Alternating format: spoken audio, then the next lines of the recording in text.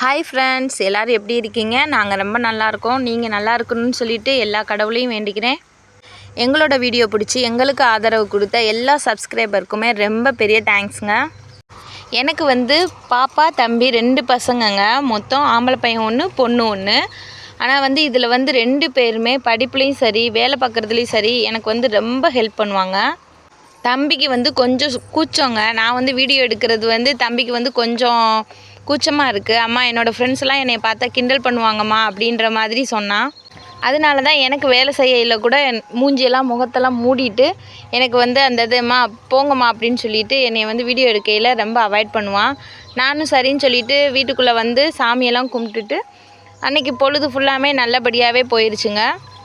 இது மறுநாள் பசங்க 2 பேர்த்துக்குமே லீவு. அதனால் அவங்க அப்பா கூட சேர்ந்து நான் எங்கட பசங்களை காணா அப்படின்னு சொல்லிட்டு தேடுறப்போ அவங்க அப்பா கூட சேர்ந்து நம்ம வீட்டு பக்கத்தில் இருக்க வாய்க்காலில் இறங்கி விளையாண்டுட்டு இருந்தாங்க. இந்த வாய்க்கால் நான் கல்யாணம் முடிச்சு வந்த புதுசில் ரொம்ப சின்னதாக இருந்துச்சுங்க. இப்போ செம்ம பெருசாக அதை தூர்வாரிட்டாங்க. தண்ணி போனாலும் நிறைய ஆழங்க. அதனால் தண்ணி போனாலும் ஒரு ஆள் மட்டத்துக்கு இருக்கும். உள்ள பசங்கள்லாம் இறங்க முடியாது. நாங்கள் உள்ளே இறங்கி மாமா இல்லாட்டினா மாமனார் 2 பேத்தில் யாராவது உள்ளே இறங்கி அதில் குளிக்க செய்ய அந்த மாதிரிலாம் இருப்பாங்க. நாங்கள் உள்ளே இறங்க கொஞ்சம் பயப்படுவோம். இருந்தாலும் என்னோடய கணவர் இருக்கிறப்போ நான் உள்ளே துணிமணி போர்வையெல்லாம் நான் அலசியிருக்கேன். இந்த வாய்க்கால்லாம் என்னோடய வீட்டுக்காரர் தாங்க சுத்தப்படுத்துவார். அவருக்கப்புறம் அவர் இல்லை அப்படின்னா என்னோடய மாமனார் சுத்தப்படுத்துவாங்க. இப்போ என்னோடய பையன் இந்த வாய்க்காவை சுத்தப்படுத்துகிற அளவுக்கு வளர்ந்து வந்துட்டான் அப்படின்றத நினச்சி எனக்கு உண்மையிலே ரொம்ப பெருமையாக இருந்துச்சு. பசங்களுக்கு இந்த மாதிரி சின்ன சின்ன விஷயத்த நம்ம சுத்தமாக வச்சுக்கிறத பற்றி நம்ம சொல்லி கொடுத்தோம் அப்படின்னாலே அவங்க நம்ம கொடுக்குற சின்ன விஷயத்துலேருந்து பிடிச்சி எவ்வளோ பெரிய விஷயம் வேணாலும் அவங்க சாதிச்சிருவாங்கங்க. என்னோடய பசங்களுக்கு நான் எப்போவுமே நீங்கள் இதை பண்ணாதீங்க அதை பண்ணாதீங்கன்னு நான் சொல்ல மாட்டேன். இதை பண்ணுனா என்ன மிஸ்டேக் வருன்றதை சொல்லுவேன். அதுக்கு மீறி அவங்க ஆசைப்பட்டால் அந்த விஷயத்துக்கு நாங்கள் கூட இருந்து ஹெல்ப் பண்ணுவோம். இந்த மாதிரி செய்கிறப்போ அவங்களுக்கு கொஞ்சம் என்கரேஜ்மெண்ட்டாக இருக்கும். என்னோடய பையன் பேர் நவீனுங்க. நவீன் 9th ஸ்டாண்டர்ட் படிக்கிறான். பாப்பா 7th ஸ்டாண்டர்ட் படிக்கிறான். பாப்பாவுக்கு இப்போ கொஞ்சம் நாளாக தலைவலிக்குதுமா அப்படின்னு சொல்லிட்டு ரொம்ப ரொம்ப கஷ்டப்பட்டா. நாங்களும் 2-3 ஹாஸ்பிட்டலில் போய் பார்த்தோம். கவர்மெண்ட் ஹாஸ்பிட்டல்லையும் போய் பார்த்தோம். ஆனால் கொஞ்ச நாளில் சரியாயிடும், நீர் தான் அப்படின்னு சொல்லிட்டாங்க. ஆனால் அதே ஸ்கூலில் செக் பண்ணிவிட்டு பாப்பாவுக்கு கண்ணாடி கொடுத்துருக்காங்க. அந்த பவர் கிளாஸ் போட்டுகிட்டே இருக்கணும், ஒரு 6 மாதத்துக்கு போடணும் அப்படின்ற மாதிரி சொல்லியிருக்காங்க. எங்களுக்கு இது கொஞ்சம் மனசுக்கு ரொம்ப சங்கடமாக இருந்துச்சுங்க.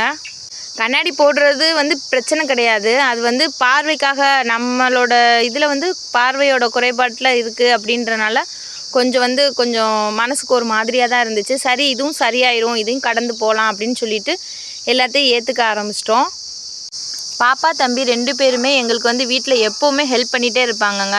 நிறைய விஷயத்தில் ஹெல்ப் பண்ணுவாங்க. இந்த விஷயந்தான்றது சொல்ல முடியாது. நான் ஏதாவது ஒரு காய் நறுக்கிட்டு இருந்தால் கூட வெங்காயம் உரித்து கொடுக்குறது, அம்மா பாவம் கஷ்டப்படுறாங்க அப்படின்னு சொல்லிட்டு நிறையா விஷயத்தில் ஹெல்ப் பண்ணுவாங்க. என்னோடய வீட்டுக்காரரும் அந்த மாதிரி தான். எனக்காக எவ்வளோ வேலை பார்க்கணுனாலும் சரி அதை சலிப்பே இல்லாமல் செய்வாங்க. எனக்கு தான் மனசு கொஞ்சம் கஷ்டமாக இருக்கும். ஐயோ, இந்த வேலையை நம்ம ஒரு 1/2 மணி நேரத்துக்கு முன்னாடி ஆரம்பிச்சிருந்தா இந்த வேலையெல்லாம் நம்ம பண்ணியிருக்கலாமே, பாவம் அவரை போட்டு கஷ்டப்படுத்துகிறோம் அப்படின்னு சொல்லிட்டு மனசுக்குள்ளே ஒரு மாதிரி இருக்கும். இருந்தாலும் அவர் செஞ்சு கொடுக்குறப்போ நமக்கு ரொம்ப சந்தோஷமாக இருக்குங்க. எனக்கு மாமியார் கிடையாது, மாமனார் மட்டும்தான். மாமியார் இல்லாமல் வளர்ந்தனால அவங்களா சாப்பாடு செஞ்சு அவங்களா சாப்பிட்டு அவங்களா துணிமணி துவைச்சி போட்டு வளர்ந்தனால எங்களுக்கு அதாவது மனைவிக்கு எப்படி நம்ம உதவி பண்ணணும் அப்படின்றது அவருக்கு தெரியும். இப்போ 2-3 வேலை நான் பெண்டிங் வச்சுருக்கேன் அப்படின்னா, நான் ஒரு வேலை பார்க்குறேன், நீ ஒரு வேலை பாரு அப்படின்னு சொல்லிட்டு வேலை பார்த்துட்டு எனக்கு வேலை பார்த்து கொடுப்பாரு. நம்ம எல்லாத்துக்குமே நம்ம பார்க்குற வேலையில் எப்போயாவது கொஞ்சம் நேரம் ரெஸ்ட் கிடைக்காதா, நம்மளும் பசங்க கூட உட்காந்து பேச மாட்டோமா, சிரிக்க மாட்டோமா, சாப்பிட மாட்டோமா அப்படின்னு நிறைய பேர் இந்த மாதிரி ஓடுற டயத்தில் யோசிச்சுட்ருப்பாங்க.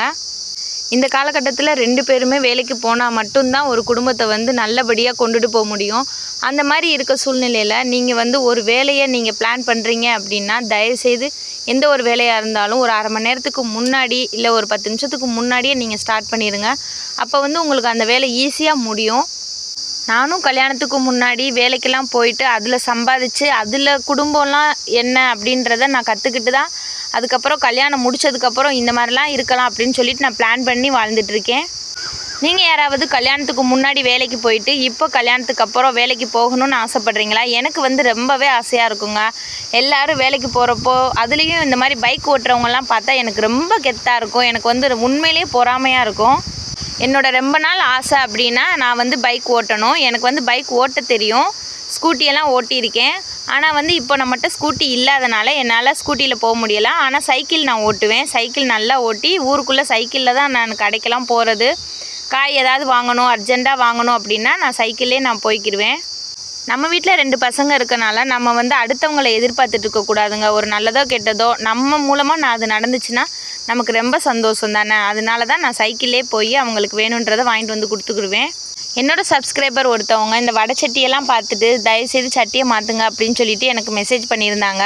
சட்டியை மாற்றலாங்க, ஆனால் வந்து இதில் எல்லாத்துலேயுமே என்னோடய கணவர் வந்து அவங்க அம்மாவை வந்து நினைவுபடுத்துகிற மாதிரி இந்த வடை சட்டியும் இந்த இட்லி சட்டியும் மட்டும் நீ எப்போயும் மாற்றாதன்னு சொல்லிட்டு என்கிட்ட ஒரு தடவை சொல்லியிருக்காரு. அதனால மட்டும்தான் அது 2ஐயும் நான் இன்னும் மாற்றலை. ஆனால் கண்டிப்பாக மாற்றிடுவேன். இப்போ இல்லை, எனக்கு கொஞ்சம் நாள் ஆகட்டும் அப்படின்னு சொல்லிட்டு வெயிட் பண்ணிகிட்ருக்கோம். நாங்கள் இதுவரை நைட் டிஃபன்லாம் ரெடி பண்ணிவிட்டு பசங்க 2 பேருமே ஹோம்ஒர்க்லாம் முடிச்சுட்டு நாங்கள் எல்லாருமே ஃபேமிலியாக உட்காந்து 4 பேருமே சேர்ந்து சாப்பிட்டோம். எங்களோட வீடியோ பிடிச்சிருந்துச்சுன்னா எங்களுக்கு ஒரு சப்ஸ்கிரைப் பண்ணுங்கள், எங்களோட வீடியோவுக்கு ஒரு லைக் போடுங்க. வாழ்க்கையில் எந்த மாதிரி சூழ்நிலை வந்தாலும் அதை சமாளிக்கிற திறமை கண்டிப்பாக பெண்களுக்கு இருக்கணுங்க. அப்போ தான் நம்ம லைஃப்பில் வந்து ஜெயிக்க முடியும். எங்கள் வீடியோ வாட்ச் பண்ணதுக்கு ரொம்பவுமே தேங்க்யூ.